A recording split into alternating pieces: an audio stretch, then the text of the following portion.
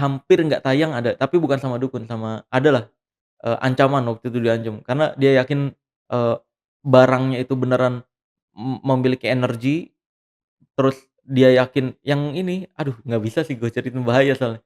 Nah, dari gua nolak-nolak itu Bang, itu yang tiba-tiba muncul, yang terjadi berikutnya adalah bukan langsung dinaikin, enggak, muncul yang video fitnahan itu, gua Hmm. malah diamblesin, seambles-amblesnya, penghasilan yang tadinya udah mulai 5 juta per bulan, ambles ke 1,3 lagi.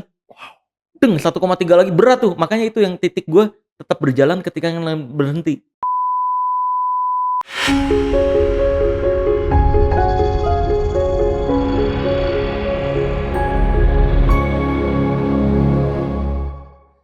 Hey everyone, kembali lagi kita ngomong tentang life journey and spiritual journey. Langsung aja kita ngobrol sama seseorang yang semua serba merah. Siapa lagi kalau bukan pesulap merah, Marcel Radival. Betul. Sel, apa kabar Sel? Alhamdulillah baik. Gue apa ya? Gue nggak nyangka gue ketemu lu dan sebagainya, dan waktu itu kita sempat ngobrol sebelum beberapa minggu sebelumnya, dan gue menarik banget obrolan tentang pesulap Sel ya. Dan yang dimana gue ngerasa bahwa dia kepengen sedikit ngobrolin sulap sebelum gue ngomongin tentang perjalanan hidup lu gitu ya. Boleh. Menurut lu apa sih Sel, akhirnya dunia sulap di Indonesia ini akhirnya balik kayak dulu lagi, kayak mati suri, ngerti gak sih? Dibilang ada nggak ada, dibilang nggak ada ya ada gitu. Iya iya. Pertama kalau dalam dunia sulap gue lihat nggak bisa jual sulapnya di Indonesia. Harus jual orangnya, karakternya. Oke. Bisa kita lihat orang kalau dulu, ngundang Deddy Corbuzier bukan pengen ngelihat Deddy Corbuzier main sulap, pengen ngelihat Deddy Corbuzier ya, nggak Ya. peduli dia mau main apaan. Ya. Begitupun yang gua rasain sekarang, orang ngundang pesulap merah, nggak peduli pesulap merah mau main apaan, orang pengen ngelihat pesulap merahnya ada di lokasi, gitu. Jadi sulap itu harus yang dijual adalah karakternya. Di Indonesia ya. Iya, di Indonesia, bukan bukan permainannya. Kalau di luar negeri kayak Amerika dan semacamnya, itu kan Chris Angel, David Copperfield, dia fokus ke permainan yang besar-besar kan, yang dijual. Itu masih worth it, mungkin masih bekerja di sana. Tapi kalau di sini kayaknya nggak dihargai kalau sulap sebesar apapun ya. Jadi yang dihargai adalah karakternya, artisnya atau selebritisnya. Dan kalau Gitu. kita ngomongin industri TV di industri TV ngundang pesulap, gue ngerasa ini pandangan gue aja ya, bahwa pesulap di Indonesia ini mainnya itu aja. Kita ngomong Iya, TV dulu ya, kita ngomong betul. TV dulu, masa Betul. main itu aja dan sebagainya, kayak TV udah ngerasa kayak, pengen nih orang ngelakuin ini lagi, nih orang ngelakuin ini lagi. Dia Tapi gini, sorry dipotong, TV emang dia request-nya itu doang, Bang. salah satunya karena Iya, mungkin mereka taunya hanyalah itu. betul. Ngerti ya Mas gue? Bukan, ratingnya kalau nemu satu permainan yang tinggi, mereka pengennya itu terus. Limbat itu 4 tahun, udah 4 tahun sekarang 5 tahun mungkin. Itu main Bambu Gila di MNC TV, itu nyampe Limbat, anjing gua udah bosen banget gitu. Kagak diganti-ganti, gua pengen main yang lain kagak boleh gitu. Yang lain tapi tetep setiap dipanggil MNC, Bambu Gila, 4 tahun, 4 Bambu Gila mulu. Itu bambu udah waras kayaknya tuh. Nyampe jadi waras. Goblok. Bambu udah. Tapi Sel, gue juga melihat fenomenanya menariknya ada gini. Gue nggak nyebut nama ya, tapi ketika gue ngomong ini lo pasti tahu siapa yang gue omongin gitu ya. Nah, tapi juga selain main-mainnya itu aja, dan intinya ada pesulap Indonesia tidak berkembang akhirnya secara skill dan sebagainya, tapi juga akhirnya banyak pesulap-pesulap yang lah, mungkin beberapa tahun yang lalu kayak acara TV pesulap itu semua gagal. Pernah ya. Nah, terus akhirnya ada sempat terakhir berapa tahun yang lalu, mungkin cukup lama juga, yang akhirnya pesulap itu hampir matiin suami orang. Nah, itu yang menurut gue kayak apa ya, jadinya sehingga dari masyarakat ataupun stasiun TV pun ngerasa kayak jangan pakai ini lagi deh, ini nanti gini lagi. Ngerti gak sih maksud gue? Nah, itu yang menurut gue jadinya menjadi berbahaya dan menjadi masalah juga kan, buat pesulap. Karena ya sebenarnya bukan pesulap doang, di dunia pertelevisian gue nyampe sekarang ada acara TV juga, reguler setiap Sabtu dan Minggu di RTV jam 4.30. Nah, itu di TV itu yang gue rasain ketika lu kontroversi, TV nggak mau. Nggak mungkin lu dibikinin acara atau dikontrak sama satu acara TV kalau lu ada kontroversi di belakangnya atau, ada banyak hatersnya. Karena kan TV itu bergantungnya sama produk kan. Ya. Produk itu mau ngiklan kalau dinilainya nih artisnya baik gitu. Right. Nah, maka dari itu memang bukan di dunia sulap doang, tapi di dunia artis atau selebritis itu sendiri, kita harus jaga nama baiknya, itu yang agak repot. Nah, iya, tapi iya bener sih. Cuman tapi Mhm. maksudnya ketika gue lihat kasus yang itu hampir matiin suami orang, itu menurut gue itu jadi apa ya, sebuah mulai dari situ pun juga banyak Oh pesohor-pesohor yang iya. jarang main TV juga. Gue nggak bilang, Iya iya, benar benar. semuanya, cuman banyak akhirnya kan. Nah, tapi Heeh. Sel, gue penasaran deh Sel, awal mulanya lu menyadari bahwa dukun itu pakai trik sulap tuh kapan ya? Dan kondisinya apa ya? Itu sebenarnya awalnya gue ngumpul-ngumpul sama komunitas paranormal gitu. Oke, Ada. Dulu pas belajar hipnotis, pas mhm, SMP itu kan, gue belajar ke komunitas-komunitas hipnotis, lama-lama mepet komunitas hipnotis ada yang kenalan sama komunitas super paranormal gitu-gitulah pokoknya. Spiritual, super spiritual dan semacamnya. Gue coba ikutin, join, di dalamnya tuh banyak yang ngetawain korban-korbannya. Jadi, serius lu? iya iya, kayak misalkan, gue kemarin dapat motor ninja nih Bro, cuma baju garis tangan kayak gini, padahal ya ngasal-ngasal aja gitu. Kayak misalkan, dia nanya, ada pejabat nih nanya, "Saya mau buka usaha," gitu. "Ini bagusan saya buka usaha sendiri atau istri saya juga buka usaha? Karena masih bimbang nih," gitu. Mmm, "Coba Pak lihat garis tangannya." Pas dilihat garis tangannya, padahal dia kagak ngerti garis tangan itu gimana artinya. "Wah Pak, kalau saya lihat dari energi dan, eee, keberuntungannya nih Pak, ini ada pola-pola yang mengarah lebih baik buka usahanya 2 karena saya melihat energinya lebih besar untuk bisa mendatangkan." Ya itu kan maksudnya bahasa muter-muter yang ujung-ujungnya ya kalau lu bikin 2 usaha, omset lu jadi 2 kan. Kalau salah satunya gagal seenggaknya ada yang nge-backup. Kalau lu bukanya 1 gagal, ambles sudah. Itu kan sesimpel itu mhm gitu. mhm. Langsung dikasih motor ninja dia. Kayak gitu doang di Indonesia tuh saking gampangnya ya, kita muter-muter kata-kata doang dianggapnya sakti, Iya, gitu. mmm, gue mau tahu deh, lu kan banyak ketemu dukun banyak nih, Banyak mungkin ada ribuan ada nggak? ribu Atau lebih? enggak, Berapa? ratusan ratusan. Ratusan? Oke, Heeh. ratusan. Nah, dari ratusan dukun itu yang lu pernah temuin yang paling absurd tuh yang kayak gimana sih, Sel? Mungkin di konten lu ataupun di luar dari konten lu? Ya kebanyakan kan dukun-dukun itu nganggep gue masih, ini mah anak muda pengetahuannya nggak banyak. Iya, Gua itu adalah nilai plusnya gue dulu. mmm, Tapi kalau sekarang udah nggak jadi nilai plus. Dulu nilai plusnya adalah, ini mah anak muda pesulap doang taunya trik gitu.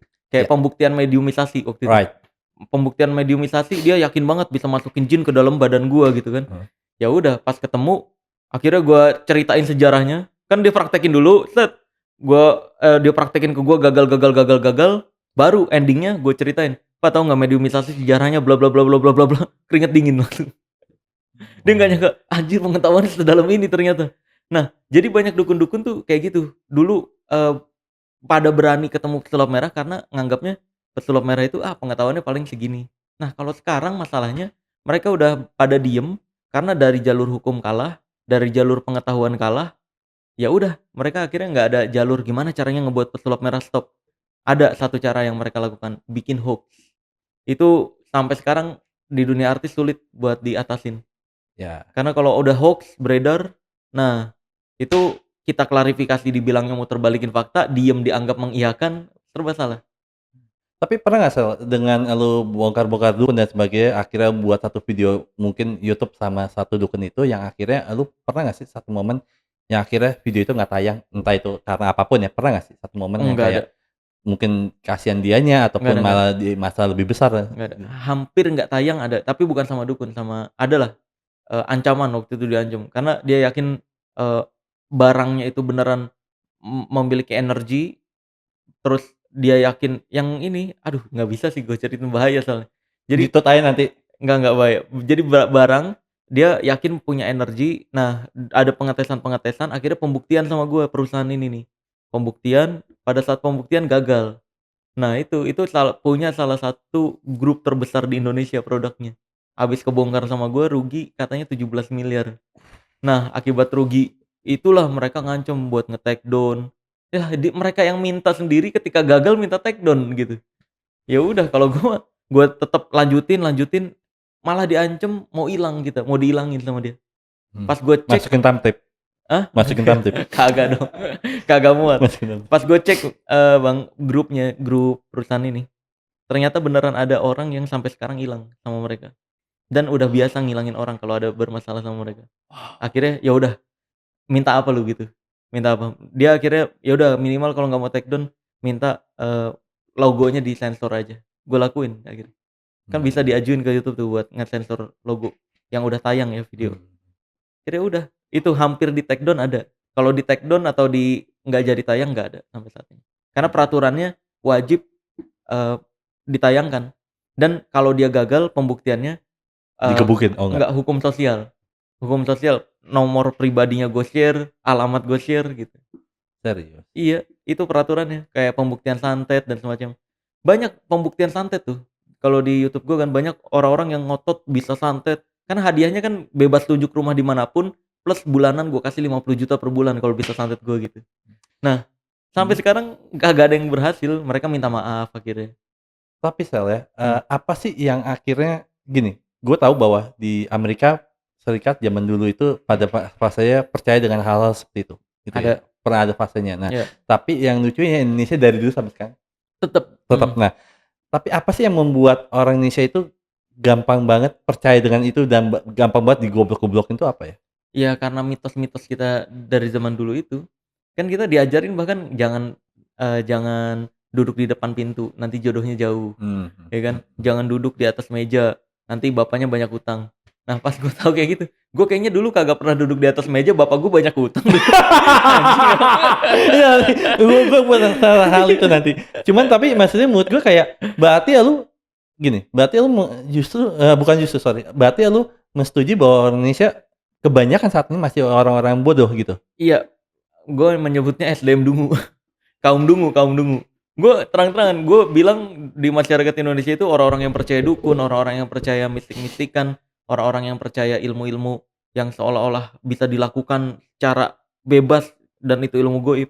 Itu gue nyebutnya mereka kaum dungu. Nah di atas kaum dungu itu ada lagi, jadi ada tahap-tahapnya tuh. Apa tuh? Kaum dungu, terus ada lagi orang ultra dungu namanya. Ultra dungu ini adalah orang-orang yang kalau kita ingetin, dia nganggapnya kita nggak punya pengetahuan itu, gitu. Contoh. Kayak contohnya Yang misalkan, bro, lu ngapain ikut penggandaan uang kayak gitu, gitu. Iya. Penipuan itu. Iya. Bro, lu nya aja yang belum tahu, makanya belajar, main lu kurang jauh gitu. Itu ultra dungu tuh, orang-orang ultra dungu. Di atas itu ada kaum ultra dungu Promax. Apa itu ya? Wow, apa itu?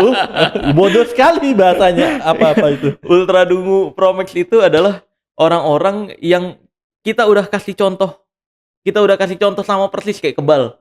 Bro, kebal tuh palsu, lu ngapain beli kayak gitu? Kayak gini kan, kayak gini. Dia bilang, itu gimana triknya? Misalkan, gue pernah bang, anjing, gue praktekin, kebal nih, kayak gini kan, kebal set, ini palsu. Oh iya tuh kayak guru gue tuh. Nah itu ada triknya mas, ada nih kayak gini. Nih triknya tuh gue jelasin kan, teknik-teknik debus.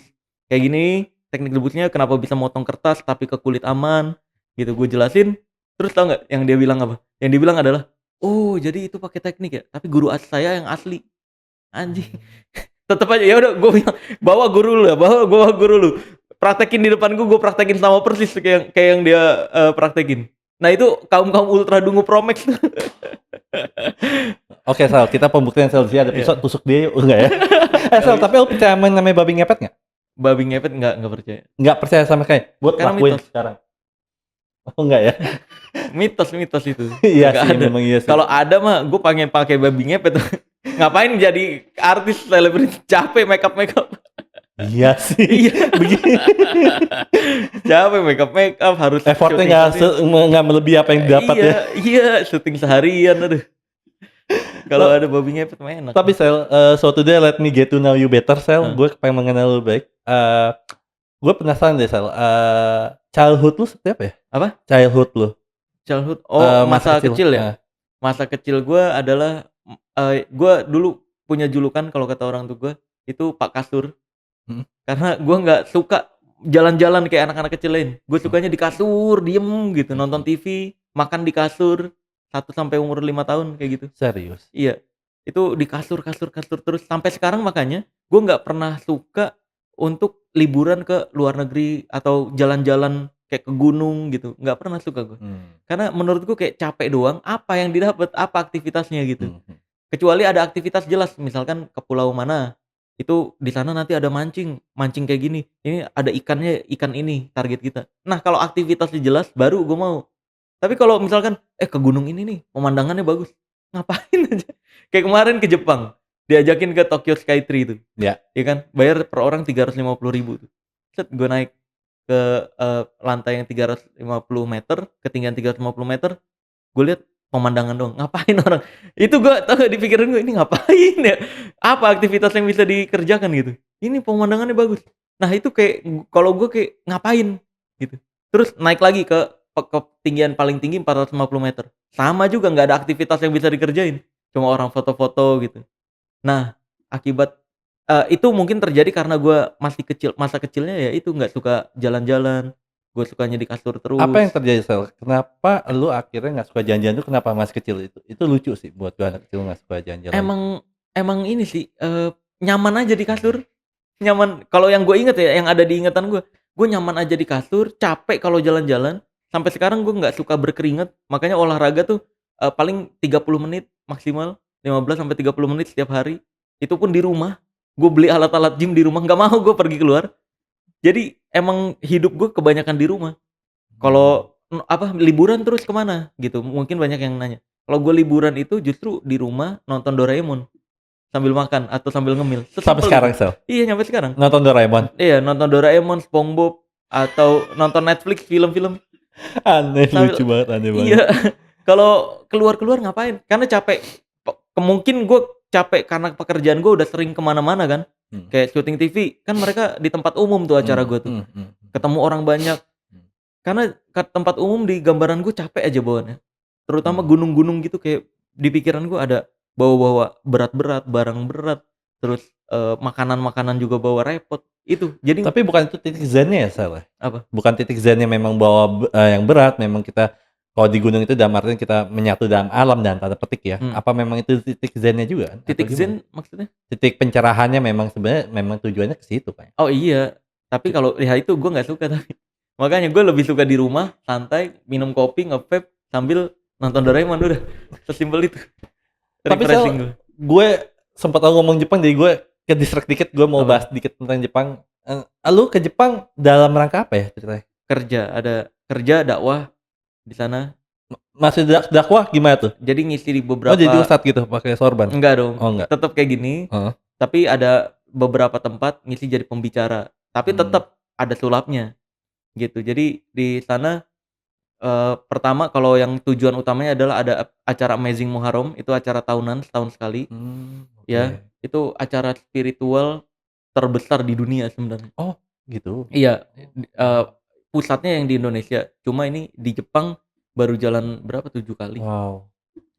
Nah itu seluruh keuntungan untuk pembangunan masjid, gitu, di Jepang. Iya katanya Total Jepang udah kalau nggak salah as sorry, Ivan apa? Gunawan siapa ya? Gue lupa ya dia Iya, buat masjid itu iya? termasuk Ivan Gunawan termasuk donatur. Mmm. Salah satunya adalah, uangnya selain dari donatur dari mana? Dari event-event yang diadakan, kayak Amazing Muharram, terus juga, Amazing Quran dan lain-lain. Karena mahal banget tanah di Jepang itu bangun masjid itu nggak terlalu luas, 65 miliar itu totalnya. Kepercayaan mistisnya orang Jepang itu sebesar kayak di Indonesia juga nggak sih, Sel? Oh kurang kayaknya enggak dah. Justru Karena enggak? iya, Oke. yang gue lihat di Jepang tuh udah mah, nggak ada, warung-warung pinggir jalan di Mmm. sana, terus juga, kan kebanyakan kayak tempat-tempat minum gitu kan, Kayak kedai? yang enggak, tempat minum yang masukin koin, kita pilih Oh sendiri. iya, Iya, vending itu machine, iya, itu di sepanjang jalan ada tuh kalau di Jepang kan. iya, Terus jalanannya juga nggak ada bolong-bolongnya, nggak ada nambel-nambel kayak di Indonesia, dan yang paling gua bikin syok di Jepang adalah parkirnya parah mahal banget, 2 jam 500.000 Lu apa, lu naik mobil. memang naik mobil, Naik siapa mo yang nyetir lu sendiri atau siapa? Enggak, di sana kan di event disediain kan. Oh gitu, Heeh, disediain. Nah, mahal iya iya, parkir mahal. lah, itu per 15 menit. Per 15 menit itu dihitung tanpa ada batas maksimal. Jadi 15 menit tuh ada yang 1.000 yen, ada yang, 500 yen, ada yang 1.500. 1.000 yen itu sekitar 100.000. Jadi Iya makanya orang sana kebanyakan pakai umum karena iya dipaksa. iya. Kalau bawa mobil, ya itu parkirnya 2 jam kemarin 500.000 habis. Makanya kalau Jajannya nggak enam puluh kaya-kaya ribu banget, nggak akan hidup di sana juga ya Iya pasti iya lah. bener. Itu alasan mereka mungkin. Gue jadi berpikir, ini alasan populasinya turun, nggak ada yang mau punya anak di sini. Anak kecil jarang kita lihat di jalanan. Karena kebanyakan orang pekerja. Karena katanya juga di sana tuh orang-orang tua nggak kayak di Indonesia. Di Indonesia kan kalau orang tua nggak bisa kerja, hidupnya dirawat anaknya. Kalau di Iya. sana enggak. Di sana tuh ditaruh di panti jompo. Oh gitu? Iya, karena nggak ada yang ngerawat. Dia kerja dua-duanya, suami istri misalkan, Mmm. kerja. Nah, makanya untuk punya anak, ini anak siapa yang jaga nanti? Karena di sana nggak ada pekerjaan ART, nggak ada. Ya, Di Jepang mahal tuh banget pasti. iya, Mahal. nggak ada emang. Asisten rumah tangga nggak ada di sana katanya. Ada pun yang gue tahu ada memang dia tidak full time, tapi Iya, setengah hari bisa jadi. gitu lah, kayak gitu. Nah, Makanya.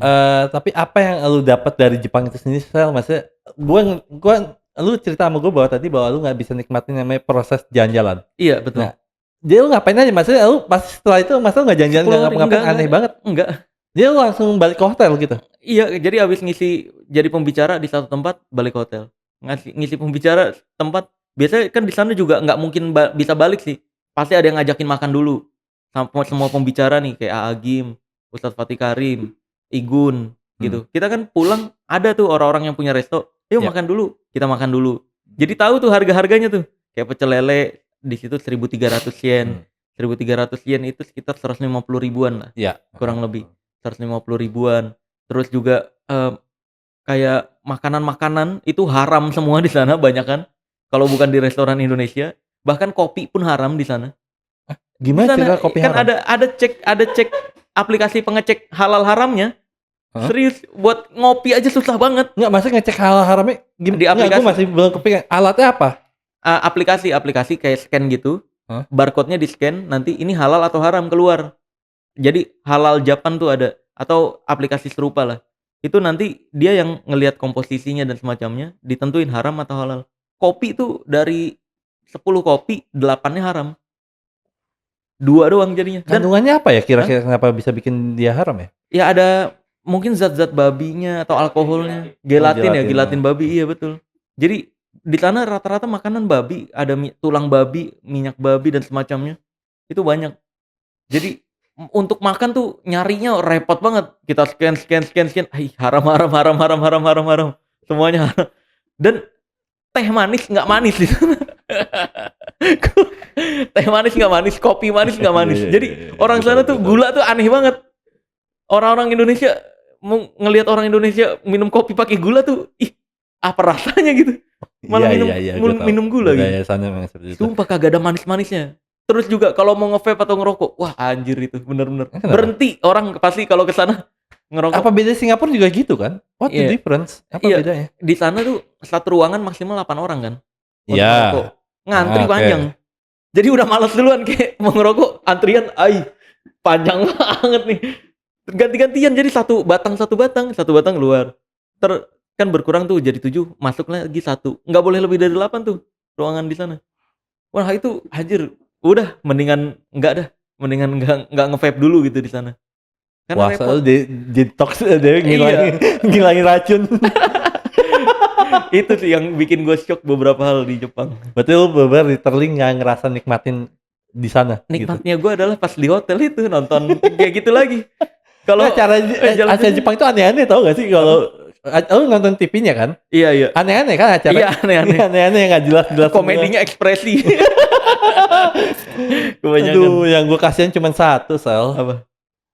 Asisten lu doang. Baru tahu kan bos lu gak asik kan jadi orang. Gak ngapain kan hidup lu. Iya, emang gak asik itu. Gue kalau ngumpul, gue gak suka tempat-tempat keramaian kayak clubbing. Gak suka gue. Kayak clubbing. Terus bohong lu, serius? Serius. Clubbing gue gak suka. Karena berisik, musik kenceng. Apa yang dicari itu? Kayak meeting beberapa kali di clubbing. Terus ada juga kayak ngisi show di clubbing juga. Kan selesai show kan turun ke bawah. Kayak ini orang ngapain joget-joget? Apa iya bahagia mereka ya kayak gitu? Banyak orang stres tadi, makanya kan udahnya abis ngelakuin kerjaan biasanya mereka mabok lah. Iya. Kan gitu. Tujuannya sama ngebungkus cewek paling kan. Iya. Indonesia juga sama. Indonesia juga sama. Apa bedanya? Tapi Sel, balik lagi Sel. Ketika lu masih kecil lu tadi seperti itu, nggak doyan ke rumah, terus nggak doyan keluar, terus ngapain lagi? Ya itu terus pas kelas 6 SD gue mulai kenal sama dunia sulap tuh. Di acaranya Deddy Corbuzier After School, di situ dia ngajarin alat-alat sulap science.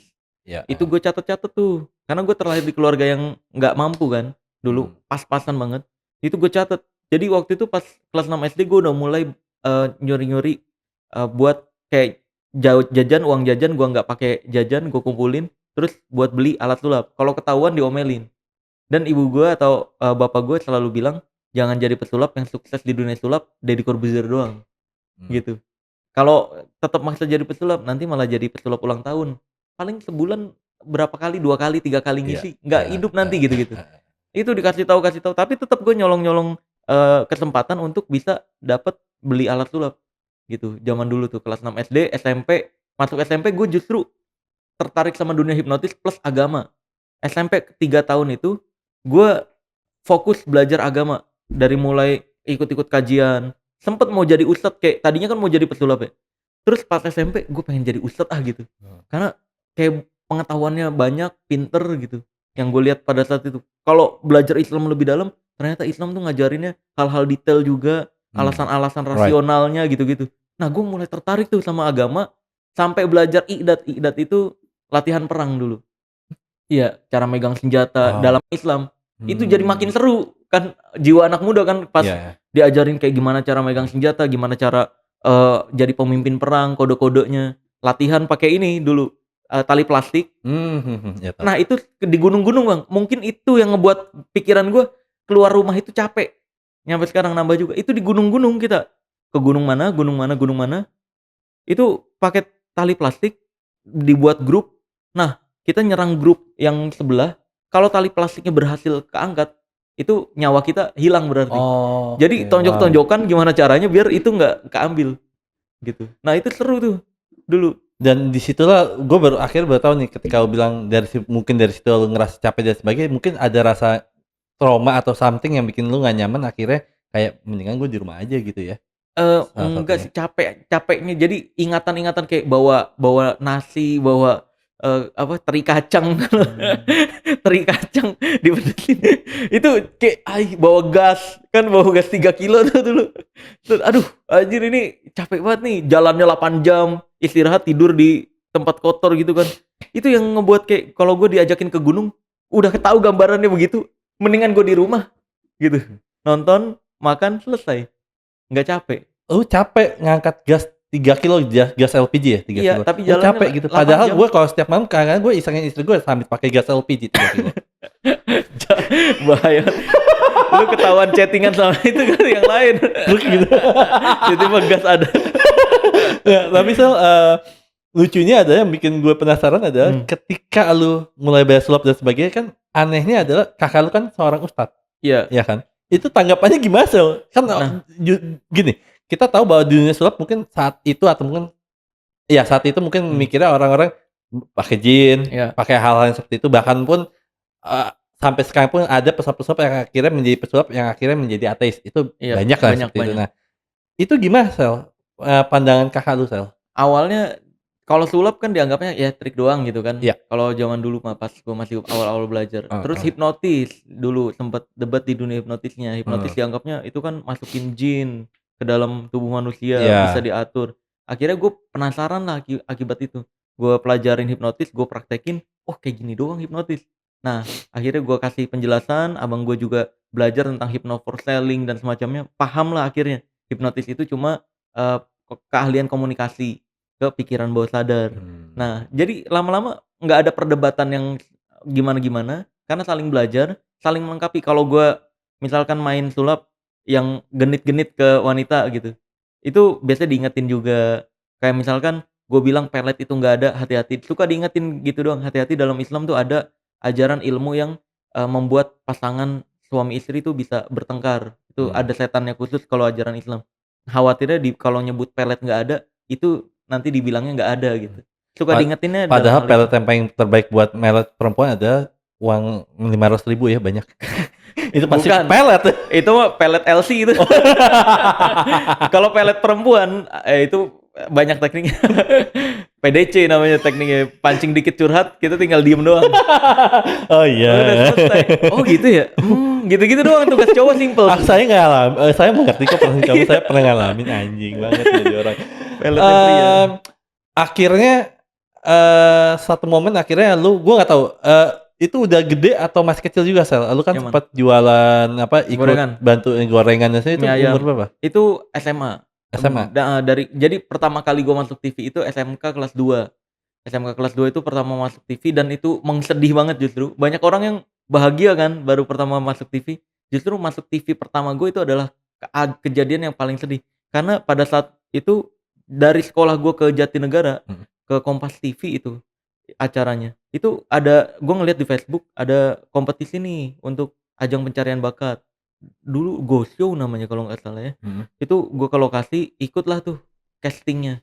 Gue pikir, oh iya tahu acara itu. iya, gue ikut castingnya. Pas ikut castingnya ternyata, oh bukan Go Show, Don't Stop Me Now Indonesia. Gue lupa. Iya, ada Don't Stop Me Now. Nah, gue ikut casting, terus pas pulang besokannya langsung dipanggil, Mas Marcel diterima nih. Wih, kaget tuh gue dong, masuk TV nih. Tahu nggak, alat sulap yang gue punya pada saat itu untuk panggung itu cuma ada apering can 1, payung 1, sama yang 2-nya lagi dikasih sama temen gue. Jadi parasol 3, payung 3, sama apering can 1. Tapi memang lu basicnya mainnya klasik kan? Iya dulu, iya betul, awal-awal. Nah, mulailah tuh masuk TV pertama, dapat 1 juta pertama itu. 1 juta rupiah pertama pas SMK kelas 2. Nah, pada saat gua casting itu, gua ngelihat kan banyak orang-orang yang lainnya. Kenapa paling sedih gua bilang? Gua jalan jauh nih. Waktu itu 1,5 jam dari sekolahan naik motor. Nah, pas nyampe lokasi gua ngelihat, yang lain-lainnya pada dianterin orang tuanya gitu. Nah, gua sendiri. Kagak ada yang support gua nih gitu. Pada di make upin sama orang tuanya, semangat. Gue diem doang sendiri gitu. Nah, karena orang tua gue nggak membolehkan untuk jadi pesulap dulu. Karena dianggapnya pesulap tuh ya nggak punya duit nantinya gedenya, susah hidupnya. Nah, makanya pas syutingnya juga kayak gitu sama gue sendiri, yang lainnya pada ada orang tuanya, semangat. Pertama kali dapat honor TV itu berapa sih? Itu 500.000, tapi makanya itu 2 episode. Tahun berapa ya?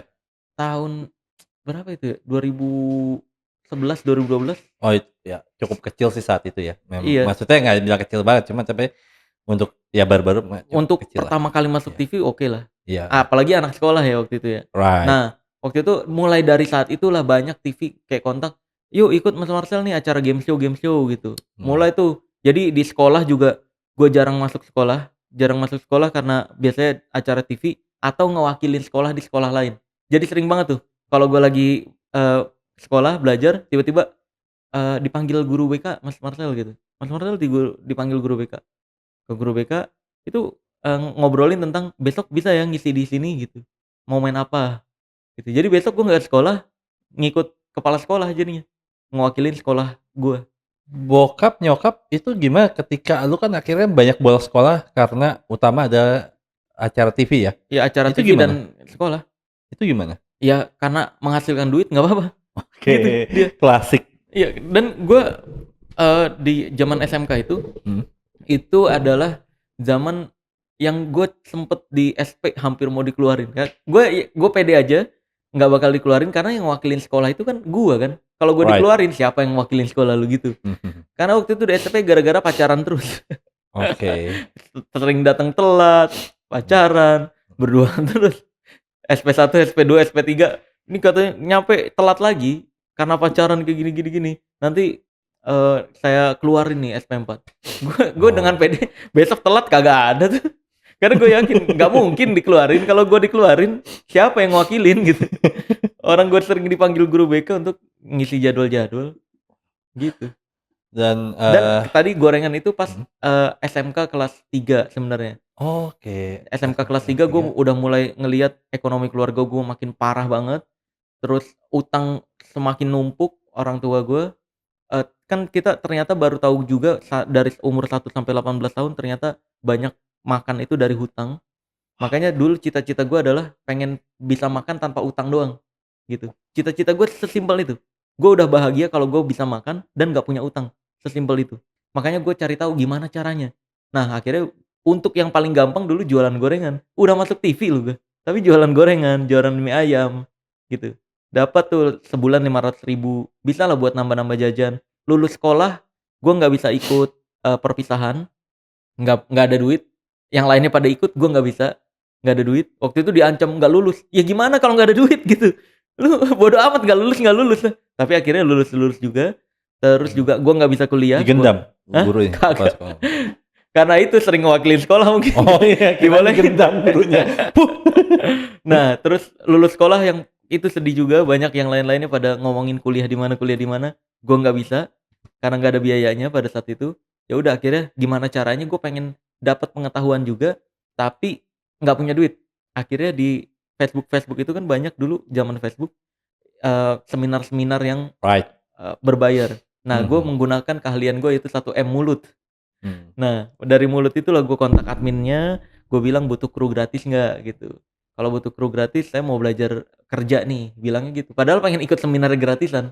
Jadi gue duduknya di, pintu paling belakang, terus disuruh-suruh, gue catat tapi materi, "Oh ini seminar 3 juta isinya begini ya? Oh ini seminar 2 juta isinya begini." Nah, pengetahuan pesulap merah itu banyak dari seminar-seminar dan, Right, acara-acara workshop kayak gitu.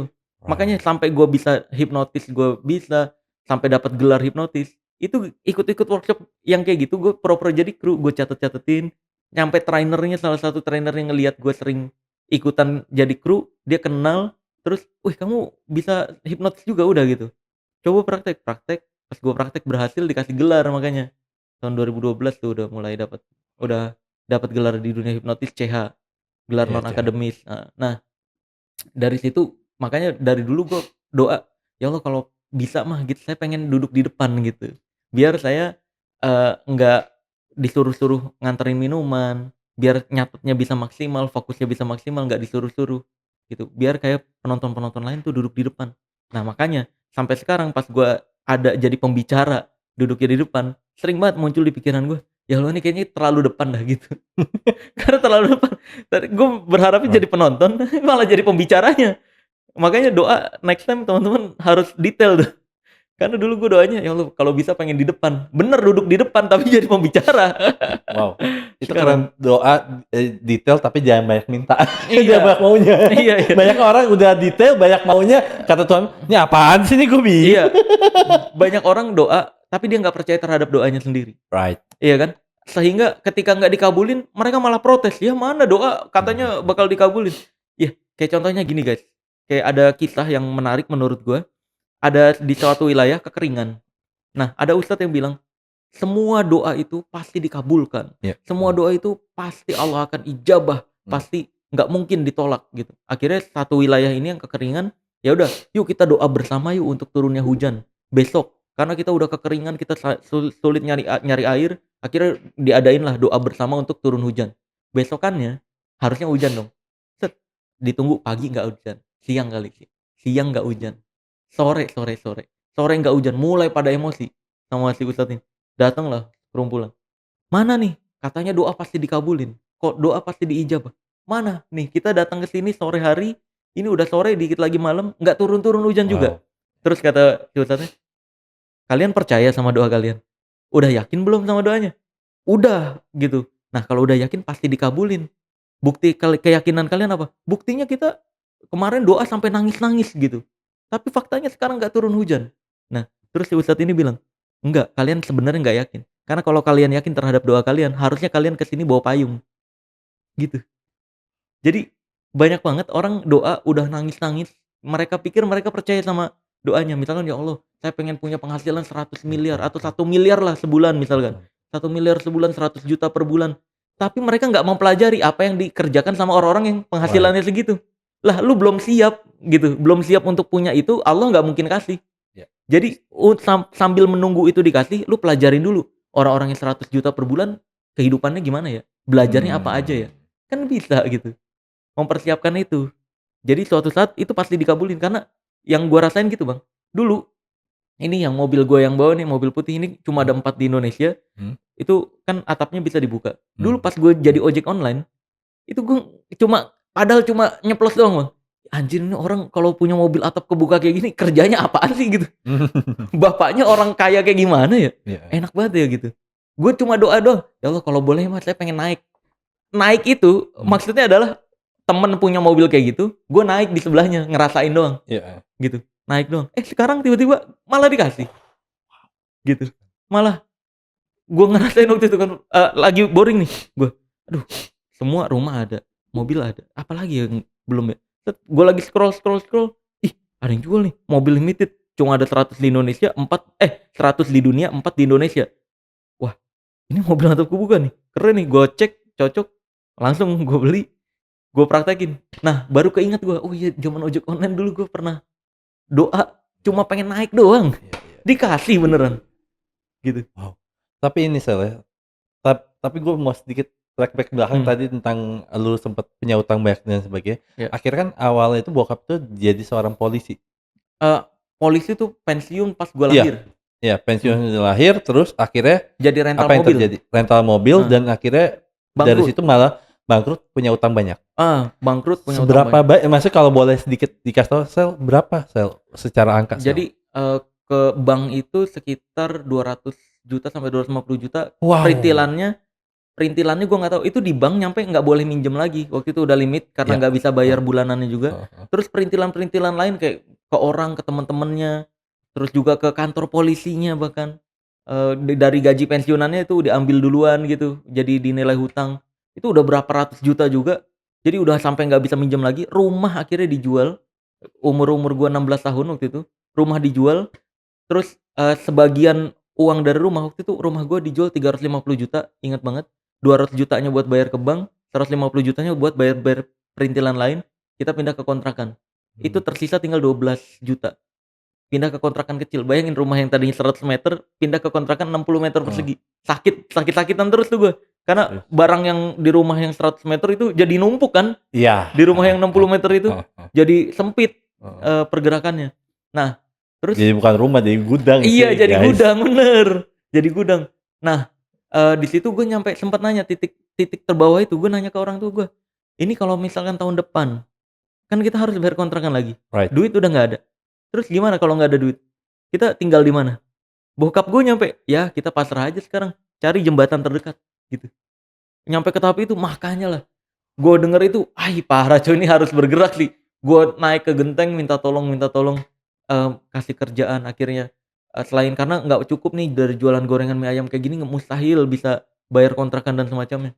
Gue naik ke genteng, akhirnya ada tuh saudara yang nelpon untuk jadi karyawan di Senayan City. Itu pekerjaan pertama tuh. Jadi dapat gaji 1,8 juta per bulan. Dari situ ada yang nawarin agen asuransi, gue coba agen asuransi, sulit ternyata. Habis agen asuransi ada lagi yang nawarin. Tapi itu agen asuransi, gue sambil nawarin asuransi zaman dulu sambil nyeritain gue pesulap gitu. Jadi dari salah satu yang gue tawarin itu malah nawarin kerja di Blok M. Jadi guru sulap anak-anak gitu di edutainment gitu, perusahaan edutainment. Nah di perusahaan edutainment itulah akhirnya gue ngajarin itu, gue dapat gaji 2,5 juta. Itu agak mulai lumayan, gue bisa beli handphone akhirnya. Karena BlackBerry Messenger gue nggak ngerasain, nggak punya duit buat beli handphonenya dulu. Makanya BB yang iya pas awal-awal BBM itu naik, banyak tuh gue lagi ngelain mie ayam, teman-teman gue yang teman-teman TK yang udah pada mulai dewasa nanyain pada BBM lu apaan, BBM pin itu BB. apaan, iya pin BB lu apaan, pin BB. Nyampe ada yang nanya ke gue waktu itu, BB lu apaan nih, iya BBM lu apaan, gue jawabnya premium. Goblok. Karena apaan itu pin kagak ada handphonenya anjir. Lu enak dibeliin orang tua lu gitu, gue kagak ada gitu. Jadi pengalihan isu guys. Gue jawab, gue bercanda gitu, premium gitu. Nah bodoh. Lanjut lagi tadi yang abis kerja di Blok M itu 2,5, gue bisa beli handphone. Gue mulai tuh beli handphone pertama yang BB itu, tapi yang lain udah ganti WhatsApp kan, anjing ya. Iya sih anjing. Akhirnya punya nih BBM. Pas gue pakai BBM kagak ada temennya. Gue nanya pin BB lu apa? Udah nggak pakai gue, sekarang mau WhatsApp. telat. Akhirnya ya udah, gue jual itu handphone lagi, jual murah. Gue beli handphone second Android gitu, yang dulu pakai yang bola, lu inget nggak arahnya pakai bola kayak gitu. Iya, yang tapi bolanya itu karena second, kalau ke kanan kadang dia ke kiri. Buta arah. Iya, buta arah, handphonenya dia ngelawan gitu. Nah dari situlah gue download WhatsApp. Wih bisa nih punya handphone tuh dari situ. Tapi nggak bagus ya. Terus kerja 6 bulan di perusahaan Blok M itu, di Pasaraya Blok M. Perusahaannya bangkrut, gue keluar nganggur lagi, minta doa lagi gue. Kalau bisa ya Allah pekerjaan yang gue nggak perlu izin atau ngebohong ke atasan untuk bisa ngambil job sulap gitu. Dihadirkan lah 2015 ojek online. Gua jadi ojek online 3 tahun, 2015 sampai Apa dulu 2018. apa? Nggak apa-apa sih ngomong si brandnya juga apa-apa Ya, kalau Gojek mau. Gojek. Oh Gojek. Gue jadi Gojek Oh. ya 2015 sampai 2018. Itu nomor yang gue pakai sekarang itu nomor dari Gojek masih. Yang nomor mana? Iya yang lu punya. Ya sama gue. Iya yang lu Oh punya. wow serius? Nomor pribadi gue itu Oh. nomor yang dari Gojek itu nomor Ah yaudah Gojek. nanti besok-besok gue mesen lah. Oh enggak ya, bukan udah beda lagi. Itu kalau di scroll ke bawah tahun 2015 sampai 2018 chatnya itu banyak. Bu sesuai titik lokasi Dan ya nggak gitu. ngapus? Hah? Oh, Enggak, nggak gua nggak hapus. Apa yang bikin lu nggak mau ngapus hal itu? Ya biarin aja buat bukti kalau gue beneran jadi ojek online 3 tahun dulu gitu. Jadi bukan terlahir dari keluarga kaya. Karena dulu pada saat gue miskin gak punya duit, banyak yang mikir kan, mustahil bisa punya uang dia mah gitu, orang kuliah enggak dan semacamnya gitu. Nah, bahkan gue dulu diputusin karena sama pacar gue pas SMK itu, gara-gara dibilangnya, kamu mah gak punya masa depan gitu. Kuliah enggak, kerja juga enggak dulu kayak gitu. Kan jualan kan, jualan gorengan. Wah, di situ sakit hati banget tuh. Wah, ini harus ada yang dirubah nih. Makanya salah satunya gue bukan pinter, gue cuma minta tolong sama Allah, dikasih ide, gue kerjain. Sesimpel itu hidup gue. Karena orang pintar sama orang rajin beda. Mungkin ada orang nggak pintar tapi dia rajin. Mungkin dia nggak jadi akan menjadi pintar, tetapi Iya. menjadi orang yang bisa terus-terusan berusaha berkembang. Itu doang sih sebenarnya kalau gue lihat seperti itu. Tapi Sal, dengan masa lalu yang seperti itu, yang mungkin orang tua banyak hutang dan sebagainya, di masa usia seperti itu, apa yang terjadi dalam hidup lo? Maksudnya apa perasaan lo? Apa yang benar-benar yang mengena banget di saat itu terjadi? Ya kalau yang titik nol itu sih yang pas bokap gue bilang kita cari jembatan terdekat gitu. Terus gue belum ada pekerjaan, gue naik ke genteng, nangis-nangis tiap hari buat dapat pekerjaan yang layak gitu. Tapi ya dikasih, pas jadi ojek online itulah, gue banyak nangisnya juga kayak tetap naik ke genteng, gue, "Ya Allah terima kasih." Gue udah terima kasih udah menghadirkan pekerjaan ini, karena gue bisa kerja dari pagi ke pagi, penghasilan gue yang nentuin mau berapa, dulu dapat sebulan 8 sampai 10 juta, enak banget tuh. Handphone udah dari kantor, itu handphone terbaik pertama yang gue punya, gitu. Nyicil ke kantor Gojek. Nah, dapat bulan 8 sampai 10 juta, gue mikir ini udah gue kayaknya takdirnya jadi ojek online deh. Gue udah bersyukur banget, Bang. Udah makasih. Semua bayar kontrakan aman, bayar listrik aman, makan orang tua aman, semua aman. Nah, di situ gue mikir, kayaknya kalau pengetahuan gue yang dulu gue pelajarin di seminar-seminar itu kalau nggak ditaruh di YouTube, gue bakal lupa nih.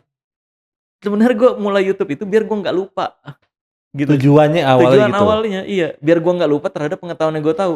Gue bongkar jenglot, gitu. Gue bongkar, tetap karakter pesulap merah kan tercipta 2014. Udah merah tapi belum full merah-merah begini. Iya, waktu itu sempat foto sama Dedi atau apa, Iya. udah agak merah tapi bukan rambutnya yang belum merah. Iya, belum. Masih beberapa atribut pakaian. Betul. Gue masih ingetnya itu. Atribut pakaian doang merah-merah. Nah, itu akhirnya gue bikin YouTube untuk ini biar gue nggak lupa. Ternyata YouTube gue 1 tahun gue mulai tuh dari 2015 ke 2016. 2016-nya dari YouTube ternyata dapat AdSense pertama 1,3 juta rupiah per bulan. Langsung lu tarik tuh. Iya, gue tarik. Langsung star syndrome. Dapat gaji dari Amerika nih. Yoi. Iya kan? Kerja di Indonesia tuh ojek online tapi bisa punya 2 penghasilan. Akhirnya mulai dari situ tuh 2 bulan sekali, sebulan sekali 1,3 juta plus ojek online.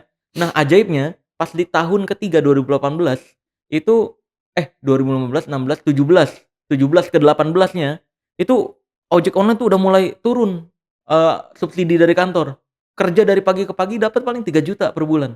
Itu udah capek banget, orderan juga saingannya semakin banyak. Wah, ini mah sulit nih gitu. Kalau dari YouTube doang, gue juga ngegabungin ya masih cukup tapi ngepres. Karena YouTube juga sebenarnya kalau mungkin di level sekarang sebenarnya gaji masih kecil-kecil juga sih. Beda lah maksudnya dibandingkan lu show ataupun iyalah, edukasi dan sebagainya. Iya. Jauh iya. Iya kan. Iya, kalau ya kayak buat penghasilan pasti aja kalau YouTube mah. Kayak tambahan. Nah, kalau dulu ya gitu, gue ojek online plus YouTube udah cukup. Terus tiba-tiba di tahun ketiga itu gue pas doa lagi, ya Allah nih kayak kurang nih gitu. Karena kalau segini doang ngepres banget, nggak bisa nabung dan semacamnya. Tiba-tiba di subscriber berapa ya? Di bawah 100.000 menuju 100.000 itu ada yang ngontak gue untuk jadi host. Itu tuh jadi host pertama kali di aplikasi live streaming gitu. Ditawarin 22 kali live sebulan dan gajinya 5 juta. wah ini tambahan gede nih, 5 ojek online plus YouTube. Tapi pas gua kerjain 3 pekerjaan kayak gitu, berat. Burnout. Capek banget, capek banget. Gua ojek ojek online kan tangan belang, live, pulang tengah malam live sejam minimal, 22 kali live. Akhirnya gua mikir, ojek online lah gua udahin. Berhenti tuh gua ojek online. Pas sebulan dapat kontrak ini. Karena gua berpikir panjang. Ternyata kontraknya 2 bulan doang, anjir. Jadi ojek online udah berhenti. Bulan kedua tiba-tiba tanggal 20 ditelepon. Marcel, kita lihat kayaknya penontonnya masih sepi ya gitu. Karena penonton gua waktu itu kalah sama penonton cewek yang nggak ngomong, nggak ngapa-ngapain. Ya. Kolom komentarnya coba miring dong Kak gitu. Iya. Ngadep belakang dong Kak, gua tahu. Itu penontonnya 1000, 2000, sedangkan gua waktu itu 300, 400 penonton. Nah, kalah sama itu dibilang tanggal 20 kita kayaknya nggak bisa diperpanjang nih Mas untuk bulan berikutnya. Jadi berhenti di tanggal 28. Kita mau ngabarin itu. Wah anjir, gue dari YouTube doang Bang berarti 1,3 juta. Iya. Nggak cukup ini pasti. Nangis lagi. Jadi sering banget dibentrokin sama keadaan. Nangis lagi, minta tolong. Karena setiap kali gue minta tolong, gue total percaya sama doa gue. Nah, di tanggal 21, mana doa gue kok kagak muncul ya? 22, 23, udah pasrah aja gue. 24, tanggal 25, udah mulai putus asa tuh. Ya udah, nanti gue daftar ojek online di perusahaan lain lah, Grab atau di Uber dulu masih ada. Iya ya, Uber ya. Iya. Nah, gue mikir ya udahlah. Gue daftar ojek online lagi lah. Pas tanggal 25 Bang malam, ada yang nelpon tiba-tiba. Ada yang nelpon dari agensi lain. Mas Marcel, saya lihat ini live streaming di aplikasi ini ya, di sebelah. Mau nggak pindah ke aplikasi kita aja? Gitu. Tapi Mas Marcel bisa nggak bilang ke mereka untuk diputus kontraknya dulu? Gue bilang, ya udah nanti saya obrolin ya. Padahal emang udah diputus.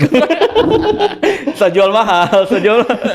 Ya udah nanti saya bilang ya, saya putus kontrak. 2 jam 3 jam gue ngopi-ngopi nungguin seolah-olah lagi nelpon kan. 3 jam gue telepon lagi. Oh iya nih bisa nih. Udah diputus kontraknya tanggal 28 besok gitu. Kalau boleh tahu live-nya di sini berapa kali ya? Oh di sini kalau di sebelah 22 kali ya Mas. Kalau di kita sih 10 kali live bareng Triswaka, Ucok Baba dulu gitu.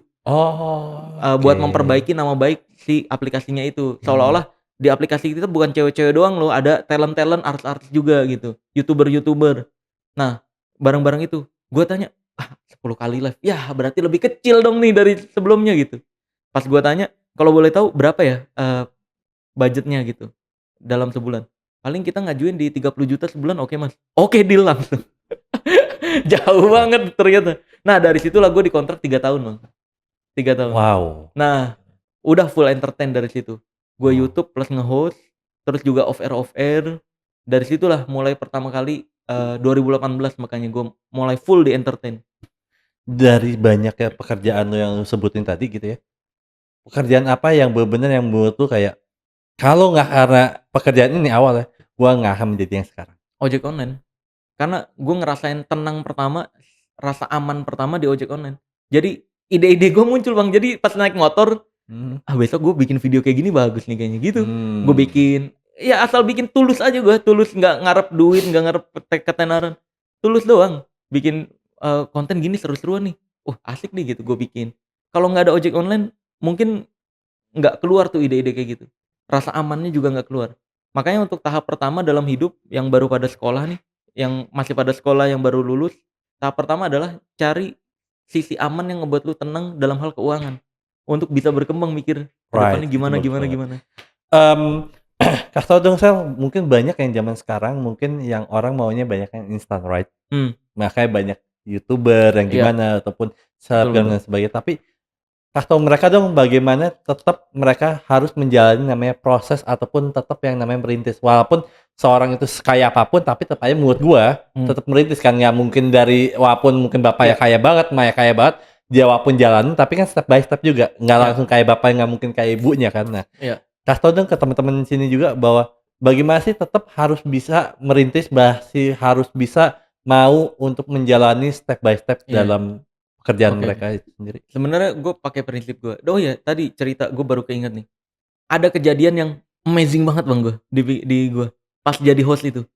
Jadi host kan gue nerima konsultasi ya ke orang-orang dulu. Bahkan gue jadi pembaca tarot di host itu 2 tahun pertama. 2 tahun pertama gue jadi pembaca tarot, banyak konsultasi.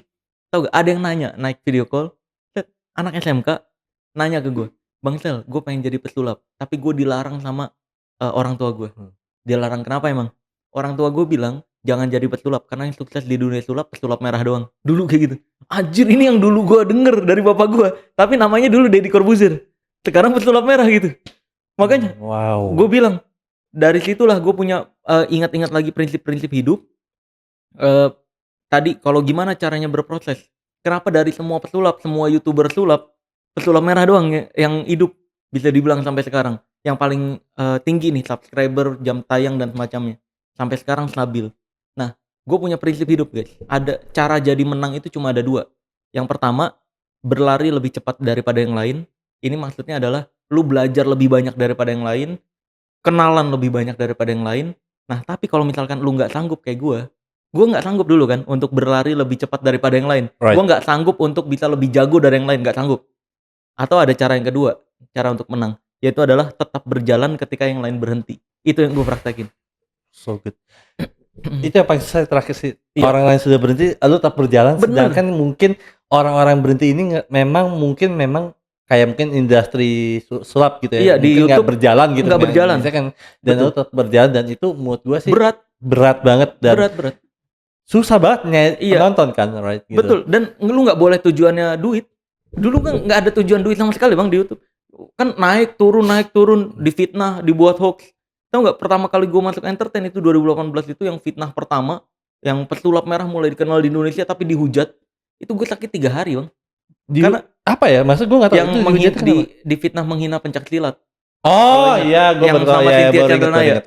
Ya itu dihujat sehabis-habisnya. Padahal gue nggak bahas pencak silat sama sekali. Gue bahas tentang pematahan besi yang dilakukan sama dukun.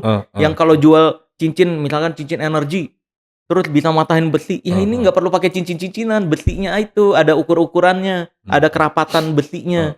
Jadi ada yang versi gampang, ada yang memang versi sulit.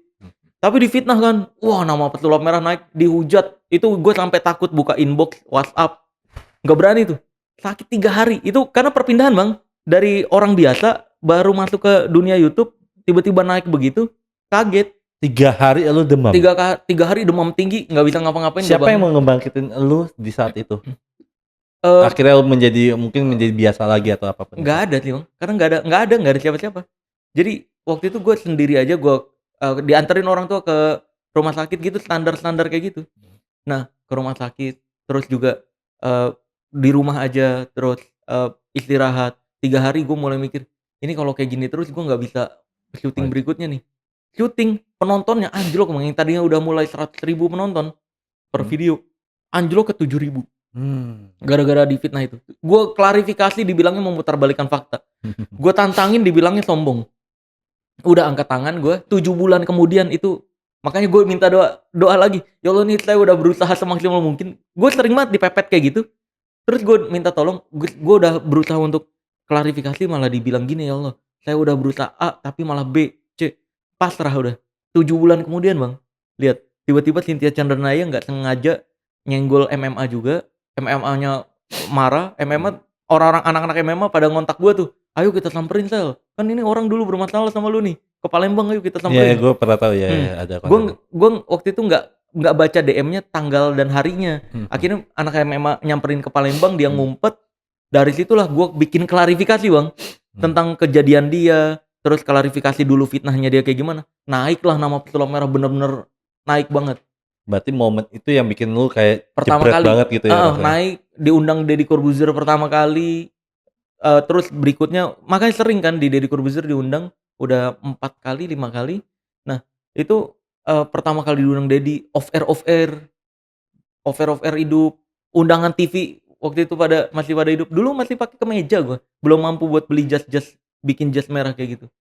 Jadi pertama kali itu justru karena difitnah kita sabar, naik kita gitu. Karena emang kalau nggak melakukan kesalahan, tenang aja, hidup kita nggak sendiri doang, bukan kita doang, ada yang mengatur, yaitu Allah gitu, gue percayanya ya. Makanya ketika difitnah, tahu nggak, ada konsep berpikir ya, cara merubah internal kan. Kita nggak perlu fokus terhadap hal eksternal, fokusnya terhadap hal internal. Right. Nah makanya ketika difitnah, tahu nggak, gue tetap bersyukur. Gimana caranya bersyukur ketika difitnah? Yaitu alhamdulillah, saya ditakdirkan sebagai orang yang difitnah, bukan yang memfitnah. Gitu, dulu. Untuk menenangkan diri gue. Tapi alhamdulillah benar, 7 bulan kemudian naik, beng. Nah, pas naik itu dapat undangan offer. Kan tadi gue bilang ya Bang, yang, pas kontrak, aplikasi host itu Iya. 30 juta per bulan, orang tua tuh tahu, gue punya duit 100 juta pertama. Nah, udah nyaranin KPR, punya rumah, kalau nggak KPR nggak bakal punya rumah. Gue selalu ngelawan itu, ngelawan orang tua gue, "Udah tenang aja, nanti kalau ada duitnya dan ditakdirin punya rumah, pasti punya rumah." Karena riba itu, karena kalau riba nanti ya kita bangkrut gara-gara riba dulu itu, utang ke bank, utang ke orang-orang, dilebih-lebihin bayarnya. Gue bilang KPR itu riba, jangan ngambil, kalau kita ditakdirin nggak punya rumah, nanti disita juga rumahnya. Oke, berarti sini gue ngerti banget bahwa kenapa lu bilang gini, mungkin terlepas lu tahu riba atau tidak pun Heeh, di saat itu, karena lu udah pernah ngalamin bahwa orang tua iya, bangkrut bangkrut dengan nol. bisnis dan sebagainya, di situ lu akhirnya mikir kayak mendingan jangan deh gitu. Iya Mungkin kalau bener, saat itu baik-baik aja mungkin nggak apa-apa juga kali iya, saat itu, ya udah bisa jadi. KPR KPR aja, right? Iya, tapi karena pengalaman hidup gue ngelihat, hukum Islam juga yang pas SMP itu, riba nggak boleh. Makanya gue bilang, nanti kalau ditakdirin punya rumah, pasti punya rumah, nggak tahu gimana caranya. Orang tua gue tetep aja ngotot tiap minggu ngomong, "Dek, ini ada DP murah nih rumah, Dek, DP rumah murah." Nah, dari gue nolak-nolak itu Bang, itu yang tiba-tiba muncul, yang terjadi berikutnya adalah bukan langsung dinaikin, enggak, muncul yang video fitnahan itu, gue malah diamblesin, seambles-amblesnya, penghasilan yang tadinya udah mulai 5 juta per bulan, ambles ke 1,3 lagi. 1,3 lagi, berat tuh. Makanya itu yang titik gue tetap berjalan ketika yang lain berhenti. Yang lain pesulap-pesulap pas udah pada turun, udah mereka berhenti. Nah, gue tetap jalan terus. Jalan-jalan bodo amat mau kayak gimana pun, dihujat kayak gimana. Nah, pas gue naik itu Bang, yang 7 bulan kemudian naik. Naik, terus gue diundang-undang off air dan semacamnya. Disitulah gue langsung nyari rumah, gue langsung kasih kunci, "Nih, lihat takdirnya." Gue kasih rumah orang tua gue dulu tuh pertama, So good. iya kan? Wow. Tapi Sel, Hmm. gue penasaran juga Sel. Lu banyak pekerjaan dan sebagainya, tapi lu mempunyai cita-cita. Gue nggak tahu di Hmm. usia berapa lu punya cita-cita bahwa lu pengen jadi dokter hewan itu Oh, kapan? jadi dokter hewan tuh pas, yang belajar sulap pertama kelas 6 SD itu. Apa sih yang bikin lu kayak, maksudnya gini? Oke, biasanya orang-orang yang mau jadi dokter hewan anak kecil Heeh. tuh biasanya perempuan, Oh iya, kebanyakan benar ya. benar. Tapi justru lu malah pengennya kayak gue mau jadi dokter hewan. Triggernya apa Sel? Turning point-nya apa saat itu Sel? Gue suka hewan, gue pelihara dulu, dari dulu tuh Oh sering. cocok bud, dipiara bud. Dulu sering banget kayak pulang sekolah gue beli kura-kura, diomelin, beli tikus Jepang, hamster, beli ayam yang itik gitu. Jadi uang jajan gue selain ke sulap, ke binatang-binatang, gue suka banget. Dulu juga di rumah yang sebelum dijual itu, sebelum bangkrut, itu ada kolamnya. Jadi gue suka beli ikan-ikan, gue tuangin. Nah, gue mikir kalau mereka sakit nih, kasihan nih. Kalau manusia kan ada dokter. Iya, Makanya gue pengen jadi dokter hewan right. waktu itu. Nah, selain sebelum jadi dokter hewan, tau nggak cita-cita pertama gue? Pengen jadi Spiderman gue. Oke. Nggak heran sih kenapa mau Spiderman sekarang juga merah-merah sih. Bedanya kurang nemplok aja di tembok gitu. Kalau sekarang tembok bukan Spiderman sih, kadal. Kadal. Rayap cicak. Iya makanya.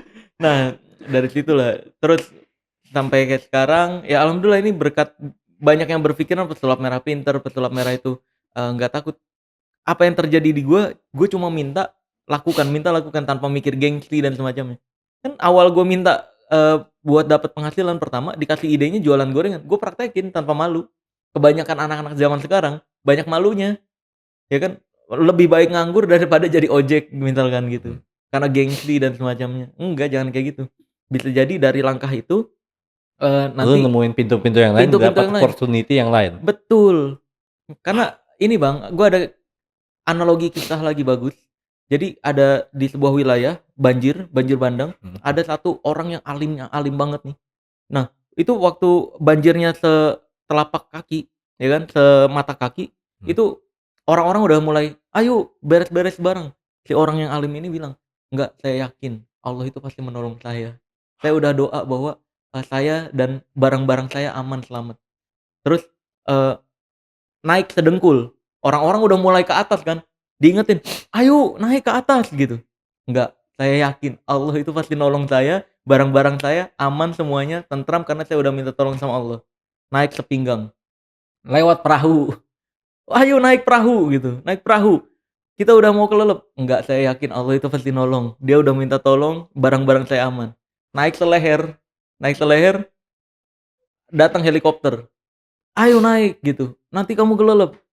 Kata dia, enggak, saya yakin sebentar lagi Allah pasti nolong saya dan barang-barang saya aman. Dia bilang gitu. Terus akhirnya singkat cerita kelelep lah dia, meninggal. Protes dia ke Allah. Loh, saya udah doa kok nggak ditolongin gitu. Nah, di kisah analogi ini Allah tuh bilang, loh tadi saya udah nolong pertama dengan cara orang-orang, saya perintahkan orang-orang untuk kamu naik. Terus yang kedua dengan cara perahu untuk kamu naik. Yang ketiga pakai helikopter, kamu nggak mau naik juga, saya udah tolong gitu. Jadi kamu meninggal karena kamu sendiri nggak mau ditolong. Begitu juga pekerjaan, Bang. Ketika kita minta jadi kaya raya, seringkali Allah tuh nggak langsung ngasih jebret 100 juta, enggak. Dilatih dulu. Nih, gue kasih yang 500.000 sebulan dulu. Gimana lu ngelolanya? Bagus nih. Kalau bisa naik lagi. Nih 1,8. Itu yang gue alamin kan. Dari 500.000 per bulan, 1,8, 2,5, 2,5, 8 juta, 8 juta, 30 juta per bulan. Bertahap. Jadi ketika lulus ujian pertama seringkali dikasih cobaan-cobaan berikutnya. Nggak mungkin langsung blok gitu, enggak. Kecuali lu nikah, kalau lu wanita, seksi, cantik, jebak anak orang kaya. Itu. Langsung tuh drastis keuangannya. Salah satunya kaya tercepat itu, bukan ke dukun. Syukur kalau ada mau ya, kalau nggak ada mau ya udah tetap aja miskin. Jebaknya kan jebak kan, cowok kan gampang dijebak kan kalau sama cewek gitu. Tiba-tiba hamil aja minta tanggung jawab udah. Mungkin 2 pertanyaan terakhir, Sel. Kalau misalkan lu bisa time travel gitu ya, masa lalu gitu ya, di umur berapa yang lu pengen datengin dan lu pengen meluk diri lu yang masa lalu? Di yang pas titik nol itu tadi. Titik nol. Ketika lu peluk, apa yang lu mau ngomongin ke dia? Sabar, ke diri lu sendiri. Sabar, kuat aja, bersyukur, karena kedepannya lu jadi banyak mata yang akan ngeliat lu gitu. Wow, so amazing. Kalau misalnya you know lah ya, lu mungkin di dunia YouTube juga nggak mungkin selamanya, right? Iya, betul. Apapun yang lu kerjain nggak mungkin selamanya. Betul. One day lu meninggal nanti gitu ya. Lu pengen dikenal sebagai apa dan diingat sebagai apa sih? Nah, itu dari pengalaman gue yang udah gue terjadi, pernah tuh yang pas bapak gue sebelum bangkrut, dia nagih-nagihin kan, mobil, rental mobil itu banyak yang dibawa lari, digadein. Nah, nyari tuh akhirnya pakai GPS-nya nyari, dan ternyata tahu nggak yang ngegadehin mobil bapak gue waktu itu salah satunya ada anak dari temennya bapak gue. Oh, wow. Iya kan? Pas ketemu ditanya, loh ini anaknya ini ya gitu. Mbak, si Pak ini apa kabar? Nah, dikabarin, oh bapak udah meninggal gitu. Nah, terus bapak gue ceritain tentang kenangan-kenangannya. Wah dulu teman baik saya tuh padahal dia kayak gini. Dari situ kan gue ikut ya, gue ngedengerin, gue nemenin bokap gue. Dari situ gue berpikiran, oh hidup ini endingnya cuma jadi kenangan. Nah, maka dari itu kalau ditanya ketika meninggal nanti kayak gimana, gue mau jadi kenangan baik. Gitu doang. Yang gue lakuin kan ini semua insya Allah kebaikan-kebaikan, makanya suatu saat gue berharap ini semua yang gue lakuin bisa jadi kenangan baik ketika gue nggak ada. Gitu. Keren banget. Sel, thanks for coming. Iya. Gue seneng banget ngobrol sama lu dan gue baru tahu bahwa lu punya cerita yang menurut gue begitu gilanya, begitu kerennya, dan teman-teman inilah biografi Marcel Radival. Dadah.